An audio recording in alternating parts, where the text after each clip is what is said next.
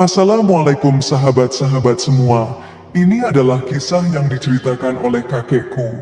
Kisah ini menceritakan tentang seorang pria yang menikahi ular raksasa. Nama dan tempat telah disamarkan. Yang jelas, kejadian ini terjadi di salah satu daerah di Jawa Barat pada masa lalu. Pada suatu hari, di sebuah desa bernama Sukalestari, banyak makhluk dan manusia hidup berdampingan. Di desa ini tinggal seorang gadis bernama Putri.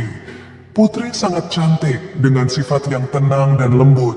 Penduduk desa mengagumi kecantikan dan kebaikan hatinya. Para pemuda desa sering mencoba memenangkan hatinya. "Putri, kamu begitu menawan. Maukah kamu menikah denganku?" Namun Putri tidak tertarik. Ia selalu tersenyum dan berkata, "Terima kasih, tapi aku belum siap." Setiap hari, Putri pergi ke pasar untuk menjual dagangannya. Ia memiliki buah dan sayuran terbaik, dan semua orang suka membeli darinya. Tetapi, tidak ada yang tahu di mana Putri tinggal. Ia selalu datang ke pasar pagi-pagi sekali dan pergi sebelum senja, menjaga tempat tinggalnya sebagai rahasia. Penduduk desa sering berbisik, "Di mana Putri tinggal? Kemana dia pergi?" Namun, Putri tetap menjaga misterinya. Ia bahagia menjadi orang yang baik dan membantu, tetapi jarang berbagi tentang dirinya. Dan begitulah Putri hidup tenang di desa itu, dikagumi semua orang, namun tetap menyimpan kehidupannya sendiri. Penduduk desa terus bertanya-tanya tentang gadis cantik yang datang dan pergi seperti angin. Suatu hari yang cerah, seorang pemuda tampan bernama Ardi datang ke pasar di desa Sukalestari. Ia mencari buah dan sayuran segar. Ketika melihat Putri, ia terpesona. "Wow," pikirnya, "dia gadis tercantik yang pernah aku lihat." Ardi tidak bisa mengalihkan pandangannya darinya. Ia mendekat dan berkata, "Halo, namaku Ardi, siapa namamu?" Putri tersenyum lembut dan menjawab, "Aku Putri, ada yang bisa kubantu hari ini?" Ardi sangat senang bisa berbicara dengannya. Ia membeli beberapa buah dan tetap tinggal untuk mengobrol. Mereka berbicara tentang cuaca, desa, dan pasar. Ardi terpesona oleh suara lembut Putri dan senyum baiknya. Ia mulai datang ke pasar setiap hari hanya untuk melihatnya. Mereka menjadi teman, dan Ardi merasa dirinya mulai jatuh cinta. Suatu sore, saat pasar mulai tutup, Ardi menyadari bahwa hari sudah larut. Ia melihat Putri membereskan dagangannya dan menawarkan, "Biar aku antar kamu pulang, tidak aman berjalan sendirian di kegelapan." Putri ragu-ragu, tapi Ardi bersikeras. Akhirnya Putri setuju dan mereka mulai berjalan. Saat mereka berjalan, langit semakin gelap dan udara semakin dingin. Tiba-tiba Ardi merasakan sesuatu yang aneh. Sebuah tangan dingin menyentuh punggungnya. Ia berbalik, tapi tidak ada siapa-siapa. Jantungnya berdetak kencang dan ia merasa takut. Ia melihat ke arah Putri yang tampak tenang berjalan di depan. Ardi tidak bisa menghilangkan rasa takutnya. Ia berhenti dan berkata, "Putri, sepertinya aku harus kembali. Sudah terlalu gelap." Putri menoleh padanya dan dengan lembut berkata, "Tidak apa-apa Ardi, kamu bisa kembali jika kamu merasa takut." Ia tersenyum lembut dengan mata penuh ketenangan. Ardi mengangguk dan bergegas kembali ke desa. Ia berlari dan berlari hingga sampai ke rumahnya. Sejak hari itu, Ardi tidak pernah kembali ke pasar untuk melihat Putri lagi. Ia terlalu takut dengan tangan dingin dan malam yang gelap itu. Putri merindukannya, tetapi tetap menjalani kehidupannya yang tenang di desa. Penduduk desa bertanya-tanya mengapa Ardi tiba-tiba berhenti mengunjungi pasar, tetapi tidak ada yang tahu rahasia malam itu. Putri memiliki sebuah rahasia. Ia bukanlah gadis biasa dari desa. Ia sebenarnya berasal dari hutan angker yang terletak jauh di balik desa. Di dalam hutan, Putri tinggal bersama keluarganya yang bukan manusia. Mereka memiliki kemampuan untuk berubah bentuk, namun Putri adalah satu-satunya yang bisa selalu terlihat seperti manusia.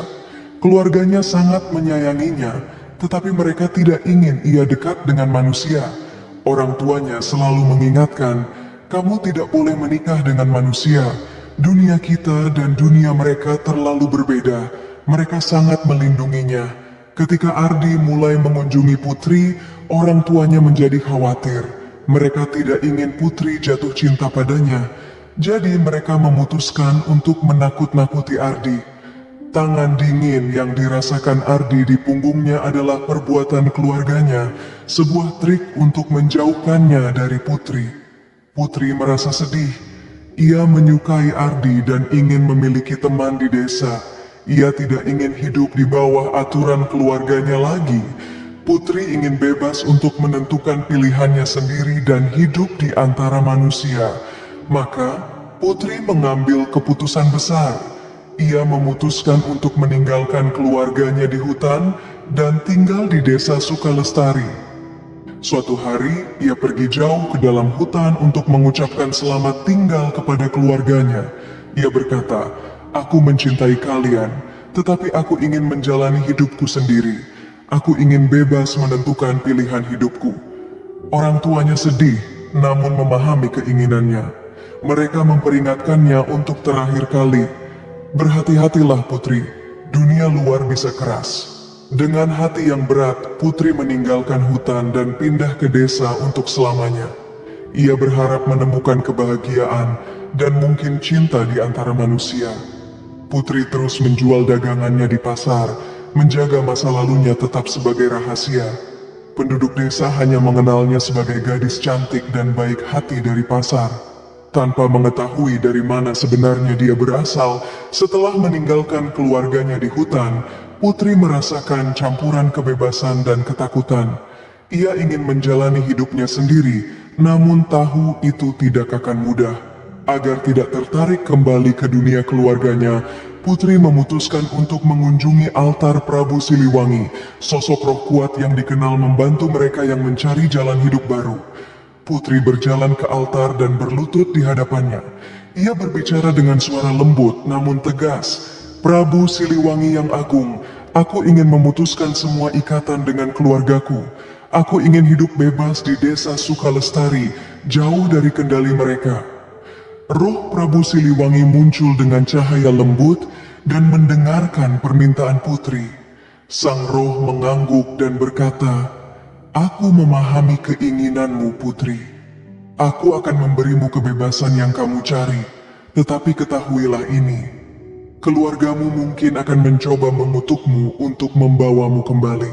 Putri, dengan hati yang berani, mengangguk.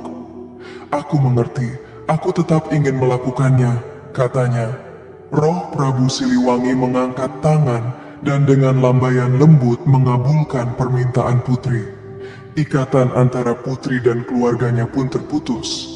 Namun, seperti yang telah Prabu Siliwangi peringatkan, ketika keluarganya menyadari bahwa mereka telah kehilangan hubungan dengan Putri, mereka marah. Ibunya dengan penuh amarah dan kesedihan mengucapkan kutukan padanya. Ia berbisik pada angin, "Semoga kamu tak pernah menemukan kebahagiaan dengan manusia. Semoga mereka selalu meninggalkanmu dalam kesedihan." Meski dengan kutukan tersebut, Putri tetap tinggal di desa itu. Ia menjalani kehidupannya di tengah-tengah desa, menjual dagangannya di pasar, dan berinteraksi dengan orang-orang. Ia berharap menemukan cinta dan rasa memiliki. Meskipun bayang-bayang kutukan itu menggantung di atasnya, Putri bertekad menjalani hidupnya dengan bebas. Apapun tantangan yang menghadangnya, ia tetap lembut dan baik hati, berharap suatu hari ia akan bertemu seseorang yang bisa melihat melampaui kutukan itu dan mencintainya apa adanya. Suatu hari, seorang pedagang terkenal bernama Arjuna datang ke desa Sukalestari. Ia berkeliling dari desa ke desa, menjual kain indah dan pakaian cantik. Arjuna ramah dan menawan, dan banyak orang menyukainya. Ketika ia melihat Putri di pasar, ia terpesona oleh kecantikan dan kelembutannya. "Siapa gadis cantik ini?" tanyanya dalam hati. Arjuna mendekati Putri dengan senyuman lebar. "Halo, aku Arjuna. Aku berkeliling menjual kain yang indah. Kamu pasti Putri, gadis yang sering dibicarakan semua orang," katanya. Putri tersenyum dan menjawab, Ya benar, senang bertemu denganmu Arjuna. Arjuna terpikat oleh suara lembut putri dan matanya yang penuh kebaikan. Ia mulai sering datang ke pasar, selalu singgah di lapak putri. Mereka bercakap-cakap dan tertawa bersama. Arjuna merasa dirinya jatuh cinta padanya. Ia berpikir putri tidak hanya cantik, tetapi juga manis dan baik hati. Setelah beberapa waktu, Arjuna memutuskan bahwa ia ingin menikahi putri. Dengan semangat ia berkata kepadanya, "Putri, aku sangat menyukaimu. Maukah kau menikah denganku dan tinggal bersama keluargaku?" Putri, yang berhati-hati dengan cinta karena pengalaman masa lalunya, merasa ada secercah harapan. Ia setuju untuk bertemu keluarga Arjuna. Arjuna sangat senang dan membawanya ke desanya untuk diperkenalkan kepada orang tuanya. Ketika mereka tiba, ibu Arjuna memandang putri dengan raut curiga. Ia telah mendengar bisikan tentang masa lalu putri yang misterius dan kejadian-kejadian aneh di sekitarnya. Gadis ini, dia cantik, tetapi ada sesuatu yang aneh padanya, pikirnya. Setelah berbicara dengan putri beberapa saat, ibu Arjuna menggelengkan kepala. "Maaf Arjuna, tetapi aku tidak percaya pada gadis ini. Ada kutukan di sekitarnya. Dia tidak cocok untuk keluarga kita," katanya dengan tegas. Arjuna terkejut dan sedih. Ia sangat menyukai putri, tetapi ia menghormati keinginan orang tuanya. Ia menatap putri dengan hati yang berat dan berkata, "Putri, maafkan aku. Ibuku tidak menyetujui pernikahan kita. Aku harus mendengarkan keluargaku." Putri merasa hatinya hancur. Ia berharap Arjuna bisa melihat melampaui kutukan itu, tetapi ia mengerti pilihannya. Dengan air mata di matanya, ia mengangguk dan pergi meninggalkan rumah Arjuna dengan tenang. Ia kembali ke desa Sukalestari, merasakan beratnya kutukan itu kembali. Meski hatinya terluka, putri tetap menjalani hidup di desa Sukalestari, masih berharap bahwa suatu hari ia akan menemukan seseorang yang dapat mencintainya meskipun ada kutukan itu. Ia tetap kuat dan melanjutkan kehidupannya sehari-hari, selalu lembut dan baik hati meski hatinya terluka setelah kehilangan Arjuna. Putri merasakan beban kutukan itu lebih berat dari sebelumnya. Ia sedih dan lelah, terus dijauhkan karenanya. Putus asa mencari solusi, Putri memutuskan kembali ke altar Prabu Siliwangi. Ia berharap roh kuat itu bisa membantunya menemukan kedamaian dan membebaskannya dari kutukan yang menghantui. Putri berjalan ke altar dan berlutut di hadapan Prabu Siliwangi. Sekali lagi, dengan hati yang penuh beban, ia memohon, "Prabu Siliwangi yang agung, kutukan yang ada padaku menyebabkan banyak penderitaan. Tolong bantu aku mengangkatnya, agar aku bisa menemukan kebahagiaan dan bebas dari beban ini." Prabu Siliwangi muncul dengan cahaya lembut yang bersinar. Sang roh mendengarkan permohonan putri dan melihat ketulusan di matanya. "Putri, kamu telah banyak menderita karena kutukan ini," ujar Prabu Siliwangi dengan lembut. "Aku bisa mengangkat kutukan ini darimu, tetapi ada syaratnya. Kamu harus tetap tenang dan tidak boleh membiarkan amarah menguasai hatimu. Jika kamu marah, kutukan itu akan kembali dan akan menjadi lebih kuat." Putri mengangguk dengan penuh harapan. "Aku berjanji, Sang Prabu, aku akan tetap tenang dan menjaga hati tetap murni. Tolong angkat kutukan ini." Dengan lambaian tangan Prabu Siliwangi, angin hangat dan lembut menyelimuti Putri. Ia merasakan beban di pundaknya terangkat dan kutukan itu lenyap. Putri merasakan kebebasan dan harapan baru. Ia berterima kasih pada Prabu Siliwangi dengan sepenuh hati dan kembali ke desa Sukalestari, bertekad untuk menjalani hidup yang baik. Putri melanjutkan rutinitasnya. Ia menjual dagangannya di pasar dan menyapa semua orang dengan keramahan seperti biasa. Penduduk desa mengagumi kecantikannya yang tenang dan sikapnya yang lembut. Mereka tidak mengetahui tentang kutukan atau perjuangan yang telah ia hadapi, tetapi mereka melihat Putri sebagai sosok yang anggun dan damai. Putri merasa lebih ringan setelah mengetahui kutukan itu telah hilang. Ia berusaha keras menjaga janjinya kepada Prabu Siliwangi, mengendalikan emosinya, dan tetap tenang dalam setiap situasi. Ia berharap suatu hari akan menemukan seseorang yang mencintainya apa adanya, tanpa bayang-bayang masa lalunya. Putri terus menjalani hidupnya di desa Sukalestari, dikagumi dan dihormati oleh penduduk desa. Meskipun ia tetap baik hati dan kuat, rasa sepi masih mengintai hatinya.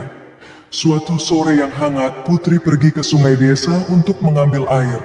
Setelah selesai, ia duduk di atas batu besar, memikirkan kehidupan dan tantangan yang telah ia hadapi. Kesepian menyelimuti hatinya, dan ia merindukan seseorang untuk berbagi hidupnya. Ketika ia termenung, suara lembut memanggil, "Apakah kamu baik-baik saja?" Putri menoleh dan melihat seorang pria dengan wajah ramah berdiri di tepi sungai. Senyumnya hangat dan matanya memancarkan kelembutan. "Namaku Bima," katanya sambil mendekat. "Kamu terlihat sedih dan aku ingin memastikan kamu baik-baik saja." Putri merasakan kehangatan dari kebaikan Bima. Dengan lembut ia menjawab, "Terima kasih Bima, aku Putri." Percakapan mereka berlanjut dan Putri merasa nyaman berbicara dengannya. Selama beberapa hari berikutnya, Putri dan Bima sering bertemu di sungai. Mereka berbincang, tertawa bersama, dan menikmati kehadiran satu sama lain. Putri merasa ada ikatan yang tumbuh di antara mereka. Bima adalah pria yang baik hati dan pengertian. Ia tidak pernah memaksa Putri untuk menceritakan masa lalunya. Sebaliknya, ia hanya menikmati setiap momen bersama Putri, membuatnya merasa dihargai. Suatu hari, Bima berkata dengan tulus, "Aku peduli padamu, Putri. Kamu adalah orang yang luar biasa, dan aku ingin bersama denganmu." Putri terkejut mendengar pengakuannya. Ia merasakan campuran perasaan, harapan, ketakutan, dan sedikit kebahagiaan. Dengan hati-hati ia menjawab, "Aku juga menyukaimu, Bima. Tapi aku telah melalui banyak cobaan. Apakah kamu yakin ingin bersamaku?" Bima mengangguk dengan senyum tulus. "Aku yakin, Putri. Mari kita jalani hidup bersama." Hubungan mereka pun semakin dekat.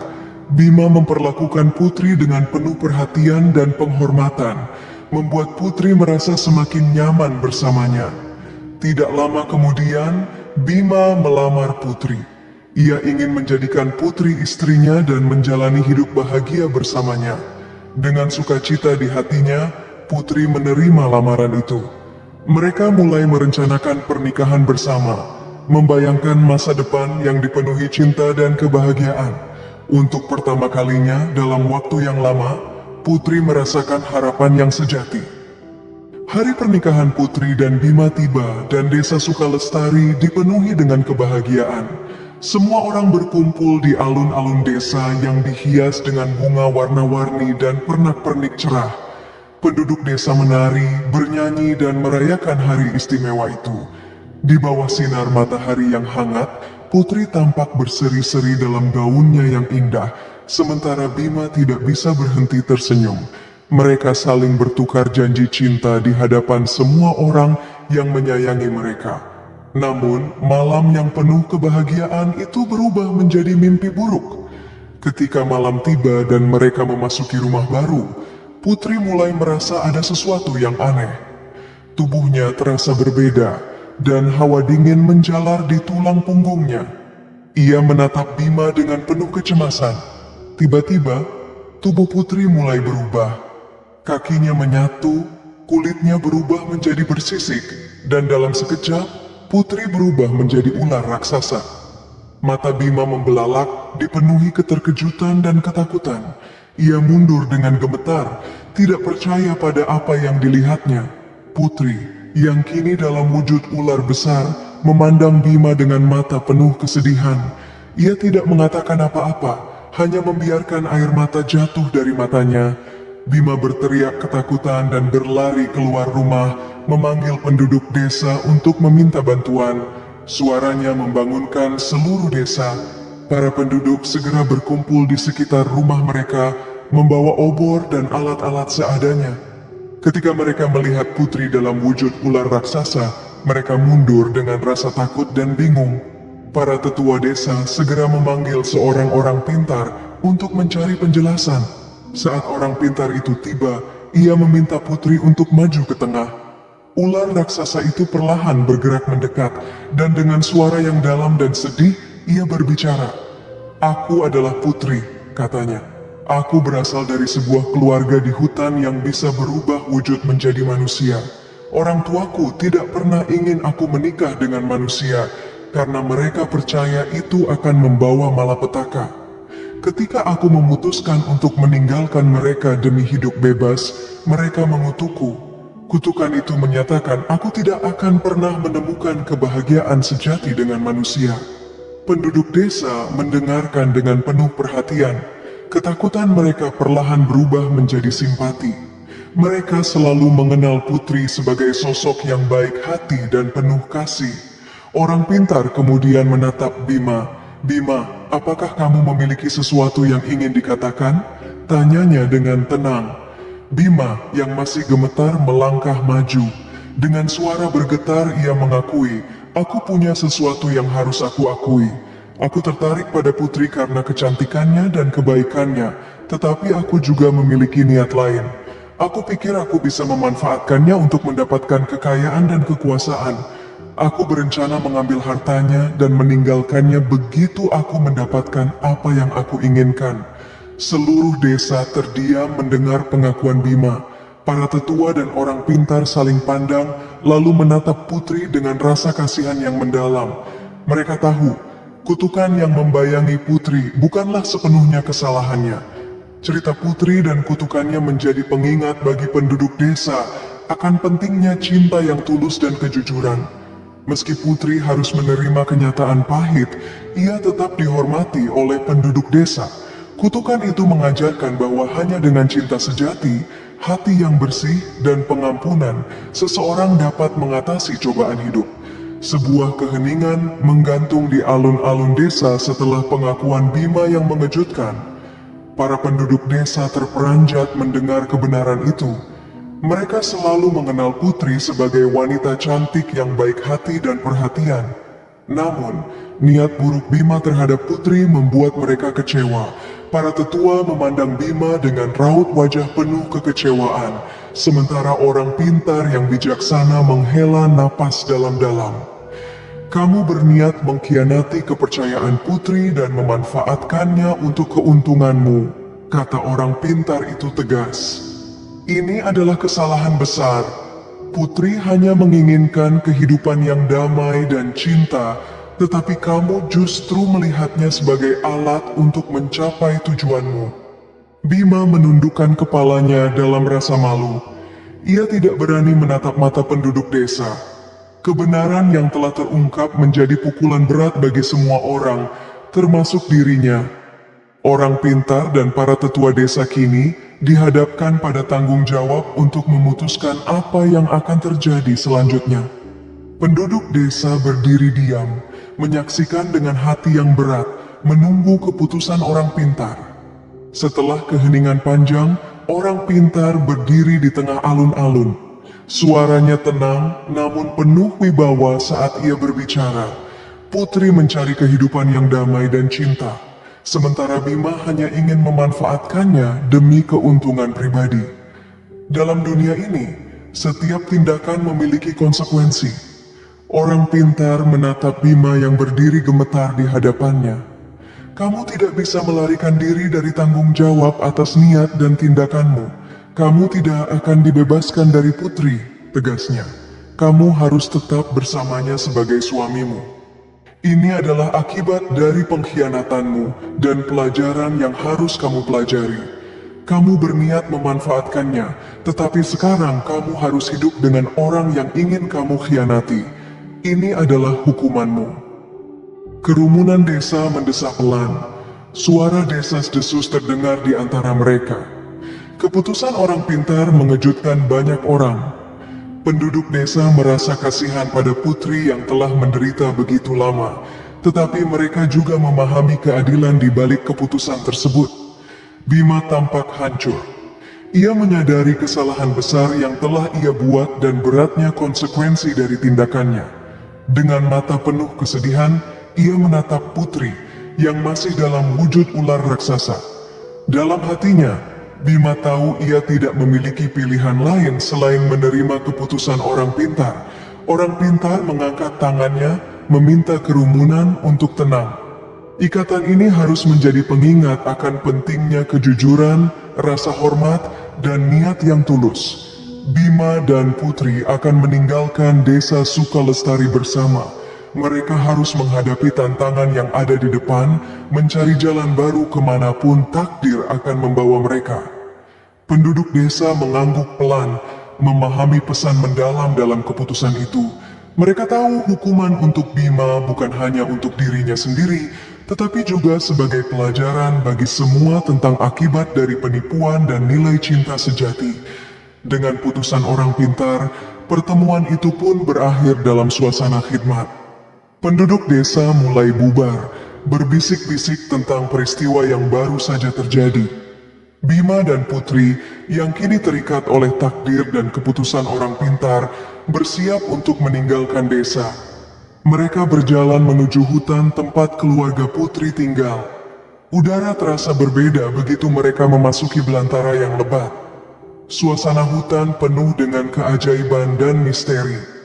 Bima merasa gugup, tidak tahu apa yang akan ia hadapi. Putri, dalam wujud ular raksasa, memimpin perjalanan mereka. Setelah menempuh perjalanan panjang, mereka tiba di sebuah lapangan tersembunyi, tempat tinggal keluarga Putri. Anggota keluarga Putri muncul satu persatu, masing-masing dengan wujud yang unik. Beberapa memiliki ciri hewan, sementara yang lain tampak gaib dan mistis. Mereka memperhatikan dengan tenang saat Putri dan Bima mendekat. Bima merasa beban tindakannya semakin berat. Ia melangkah maju, menundukkan kepala, dan berkata dengan suara penuh penyesalan, "Aku meminta maaf atas niat burukku. Aku ingin memanfaatkan Putri untuk keuntungan diriku sendiri, tetapi aku telah belajar dari kesalahanku. Aku menerima keputusan orang pintar di desa dan memohon maaf kepada kalian." Orang tua Putri yang telah lama khawatir akan nasib putri mereka mendengarkan dengan saksama. Mereka melihat penyesalan di mata Bima dan ketulusan dalam suaranya. Setelah beberapa saat hening, Ibu Putri berbicara. "Kami melihat bahwa kamu benar-benar menyesal, Bima. Kami memaafkanmu," katanya. "Tetapi ketahuilah bahwa hidup di sini tidak akan mudah.